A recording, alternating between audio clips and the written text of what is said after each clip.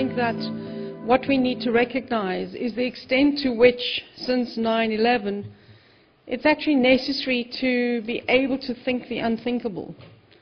The reference to black swans is very appropriate. You wouldn't think that the world would be affected by volcanic ash, which would have the kind of economic consequences that it's going to have. And we are experiencing, and therefore it's these unforeseen and unforetold events. And therefore discussion on governance really needs to take account today of what has happened in the last 2 or 3 years as well. You can't look at governance and not take account of what is now called the Great Recession. The worst, again, a 1 in 100 event, one of the worst experiences in living memory, comparable to the Great Depression in many ways, and something that emanated out of the developed world, which everybody seems to forget. That this is not an emerging market or developing economy crisis. We are affected by the consequences of what happened in the developed world, in fact, emanating from the United States itself. So, in essence, if one looks at governance, a lot of focus on corporate governance, and I think the challenge here is really we're talking about country governance. We're talking about governance in a much bigger sense, where the focus has been up to now on corporate governance. And if you looked at it, it's been this, governance and corporate governance has been the center of debate for a very long period of time. Household names, Cadbury, King, OECD standards and guidelines have all been linked with extensive reports and interrogation of what governance could or should entail. In essence, how does society in its broadest sense hold different sectors accountable to citizens, to shareholders, to stakeholders? The OECD defines corporate governance as involving a set of relationships between a company's management, its board, its shareholders, and other stakeholders. Corporate governance also provides the structure through which the objectives of a company are set, and the means of obtaining those objectives and monitoring performance are determined. Good corporate governance should provide proper incentives for the board and management to pursue objectives that are in the interest of the company and shareholders, and should facilitate effective monitoring, thereby encouraging firms to use resources more efficiently. But this isn't just about companies. What are the hallmarks of successful countries? In a successful country, you tend to find an alignment of purpose. That does not mean to say that there is unanimity or uniformity of thinking, but there is a broad framework in which the country, the company, the individual, society as a whole have a framework within which they accept certain norms. And there's an alignment within that in the direction in which that country goes. It's no longer simply a question of how companies act.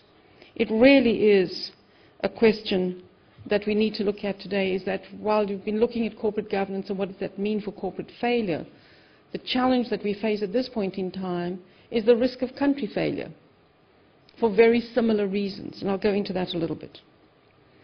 When considering governance, it's important to look at the environment or context which we operate, including the rules of states. All states impose rules, for some formal, some embedded in structures such as property rights, taxes, the judicial systems. Others are more informal and comprise factors that are much more intangible, such as respect for authority, the level of acceptance of competition, the question of attitudes towards efficiency, effectiveness, excellence. In either case, the rules of a state play a major role in shaping both the business environment and the prospects for economic growth. And while there are rules, both formal and informal, there is also the question of that governance, it's also a question of looking at what is informal.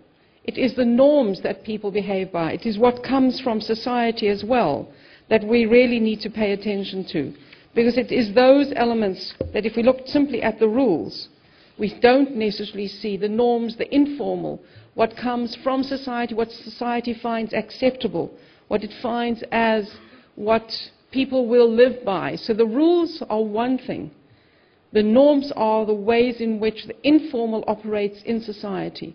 And very often when we're looking at governance, we pay attention to the rules, but we don't pay sufficient attention to what people actually perceive, what they do, what they think, and what society feels is acceptable to it. And this is very contested terrain. In essence, much more question around for effective governance. It's vital for economic importance, for economic performance, and it provides the stability that modern economies require. This includes the role of state institutions, the development of laws, the enforcement of rules and contracts, the provision of order and security, the protection of people, as well as the establishment and maintenance of the integrity of a national currency. When we look at the rules that emerge from society, they are much more the informal rules that define society's members, and it's what binds them together in a sense of that cohesion and that sense of common purpose. The cultural or societal creations also determine the parameters within which we operate and enable societies to regulate themselves in terms of what people deem acceptable. I want to make a point about what's happening in the banking sector at the moment in terms of governance. If you looked at it, as you've said, even from our own index, very high levels of corporate governance. But the financial crisis that started and that has swept the world today has been a result of what has happened in banks. The most regulated entities in our corporate world, entities that have had a conformity to corporate governance, and yet that has been the source of huge instability. And it relates back to a very key question, and that is one of trust. Banking, you deal with other people's money, and the essence of trust is so crucial to a reliable functioning system. And part of what we need to look at the moment is that the regulations that are being proposed, as necessary as they are, because there's no question that you need regulatory reform, we must not create the new moral hazard or a second set of moral hazards, which is the assumption that because it's regulated and because you've increased regulation, then it is automatically safe territory and there will be no failures. We need to reach a situation in which there is a robust infrastructure framework in which you can have failure, and a failure of an institution or a bank does not mean that you've either had regulatory failure or that it will be systemic. You need to be able to have an entity able to fail in a managed manner that does not create the kind of societal consequences that we just had and the systemic consequences that result in that. And that is possible when you have a very robust system and a recognition that failure can happen. I think the discussion about too big to fail is a very questionable one for me.